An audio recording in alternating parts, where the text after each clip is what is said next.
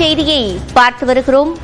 விருதுநகரில் காதலுக்கு எதிர்ப்பு தெரிவித்த தந்தை கொலை செய்யப்பட்டிருக்கிறார். கூடுதல் விவரங்களை செய்தியாளர் கணேஷ்குமாரிடம் கேட்கலாம். கணேஷ்குமார், என்ன நடந்தது? சிவரஞ்சனி, காரியாப்பட்டி அருகே முஷ்டக்குறிச்சி கிராமத்தைச் சேர்ந்த ஆட்டு வியாபாரியான முருகன் கடந்த 2 நாட்களுக்கு முன்பாக மாயமானார். அவரை போலீசார் தேடி வந்த நிலையில் அதே பகுதியில் இருக்கக்கூடிய விவசாய கிணற்றில் சாக்கு மூட்டையில் சடலமாக மீட்கப்பட்டார். இந்த சம்பவம் என்பது பெரும் அதிர்ச்சியை ஏற்படுத்தியிருந்தது. இது தொடர்பாக ஆவியூர் காவல்துறையினர் வழக்கு பதிவு செய்து தீவிர விசாரணை நடத்தி வந்த நிலையில் அவரது மகன் மீது தீவிர சந்தேகம் ஏற்பட்டிருக்கிறது.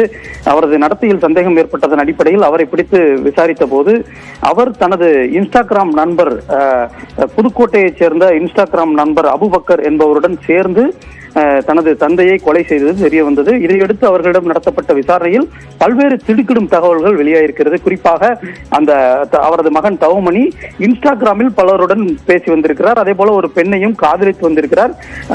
அது மட்டுமல்லாமல் அவர் வளர்க்கக்கூடிய, அதாவது முருகன் வளர்க்கக்கூடிய ஆடுகளையும் அவருக்கு தெரியாமல் விற்பனை செய்து பணத்தை தேவையில்லாமல் செலவழித்து வந்திருக்கிறார்.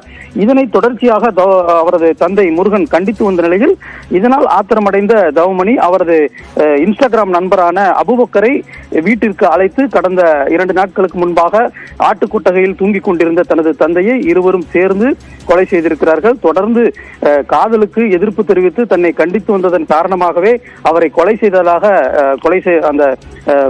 கொலை வழக்கில் கைதாயிருக்கக்கூடிய அவரது மகன் தவமணி வாக்குமூலம் அளித்திருப்பது பெரும் அதிர்ச்சியை ஏற்படுத்தியிருக்கிறது.